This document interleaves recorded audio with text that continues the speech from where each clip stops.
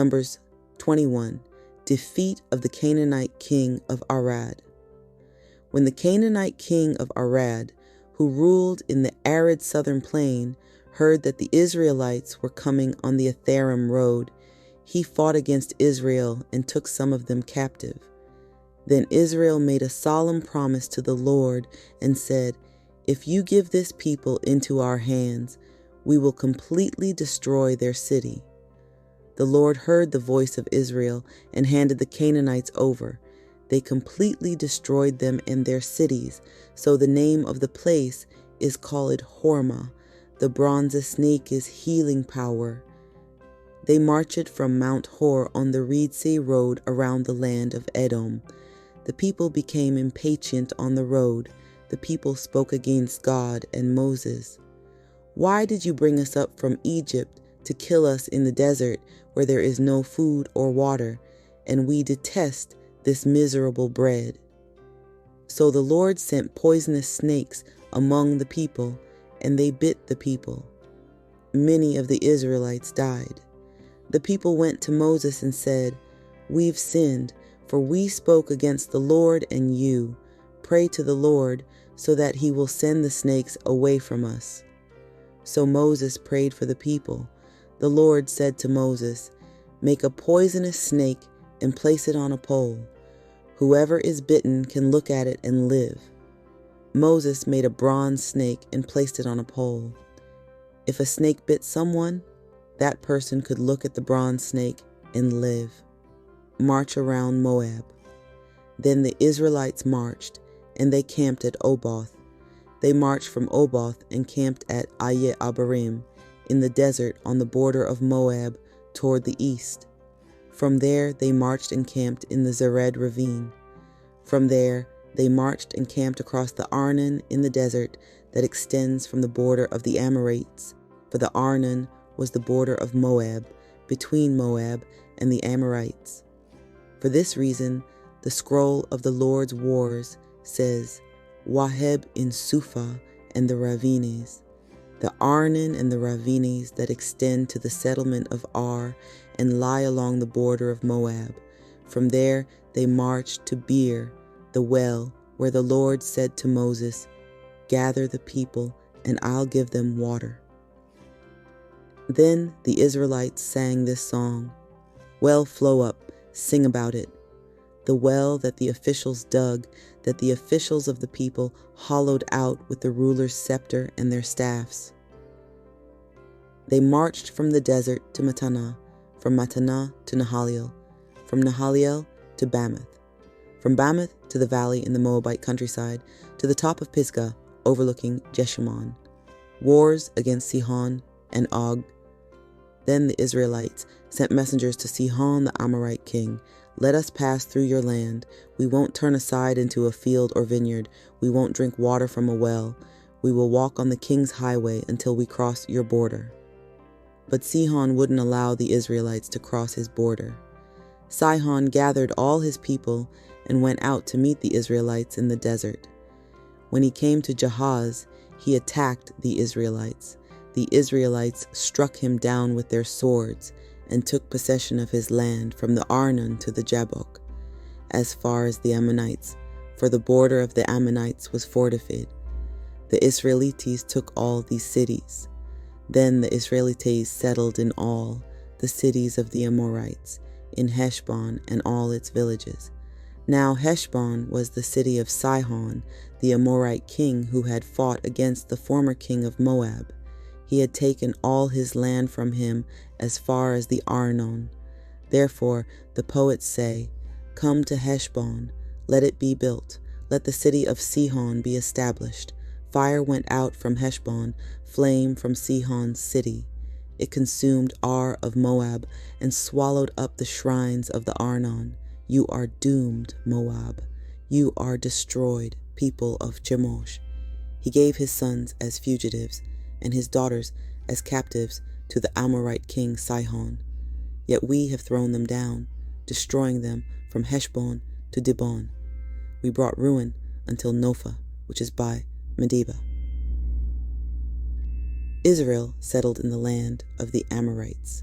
Moses sent spies to Jazer. They captured its villages and took possession of the Amorites who were there. Then they turned and ascended the road of Bashan. Og, Bashan's king, came out at Edrei to meet them in battle, he and all his people. The Lord said to Moses, "Don't be afraid of him, for I have handed over all his people and his land. Do to him as you did to Sihon, the Amorite king who ruled in Heshbon." They slaughtered Og, his sons, and all his people until there were no survivors. Then they took possession of his land. On Numbers 22, Balak summons Balaam to curse the Israelites. The Israelites marched and camped in the plains of Moab, across the Jordan from Jericho. Balak, Zippor's son, saw everything that the Israelites did to the Amorites. The Moabites greatly feared the people, for they were so numerous. The Moabites were terrified of the Israelites. The Moabites said to the elders of Midian, "Now this assembly will devour everything around us, as an ox eats up the grass in the field." Balak, Zippor's son, was king of Moab at that time. He sent messengers to Balaam, Beor's son, at Pethor, which is by the river in the land of his people, to summon him. "A people has come out of Egypt, and they have now covered the land. They have settled next to me. Now please come and curse this people for me, because they are stronger than I am. Perhaps I'll be able to destroy them and drive them from the land. For I know that whomever you bless is blessed, and whomever you curse is cursed." So the elders of Moab and Midian went with the payment for divination in their hands. They came to Balaam and told him Balak's words. He said to them, "Spend the night here, and I'll bring back to you a word exactly as the Lord speaks to me." So the officials of Moab stayed with Balaam. God came to Balaam and said, "Who are these men with you?" Balaam said to God, "Moab's king Balak, Zippor's son, sent them to me with the message, 'A people has come out of Egypt and covered the land. Now come and curse them for me.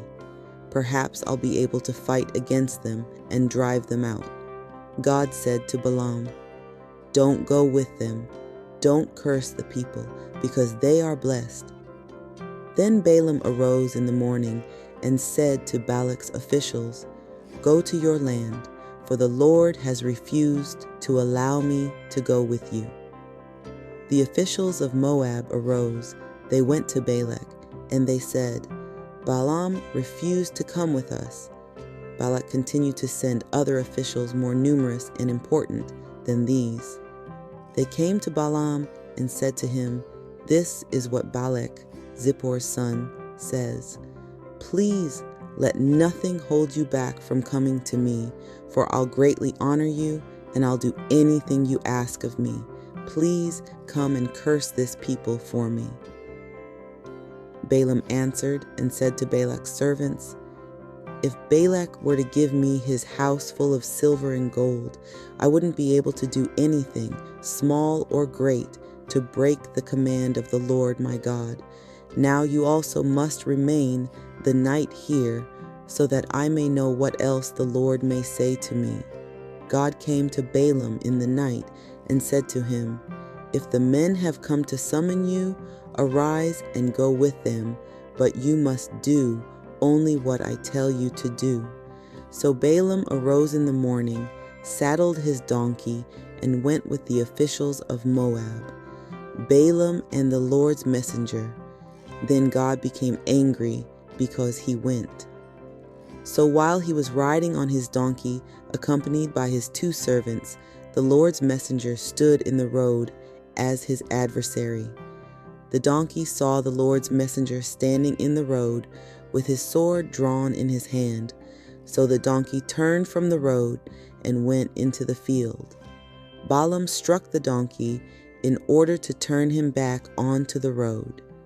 Then the Lord's messenger stood in the narrow path between vineyards with a stone wall on each side. When the donkey saw the Lord's messenger, it leaned against the wall and squeezed Balaam's foot against the wall, so he continued to beat it. The Lord's messenger persisted and crossed over and stood in a narrow place where it wasn't possible to turn either right or left. The donkey saw the Lord's messenger and lay down underneath Balaam. Balaam became angry and beat the donkey with the rod. Then the Lord opened the donkey's mouth, and it said to Balaam, "What have I done to you that you've beaten me these 3 times?" Balaam said to the donkey, "Because you've tormented me. If I had a sword in my hand, I'd kill you now." The donkey said to Balaam, "Am I not your donkey, on whom you've often ridden to this day? Have I been in the habit of doing this to you?" Balaam said, "No."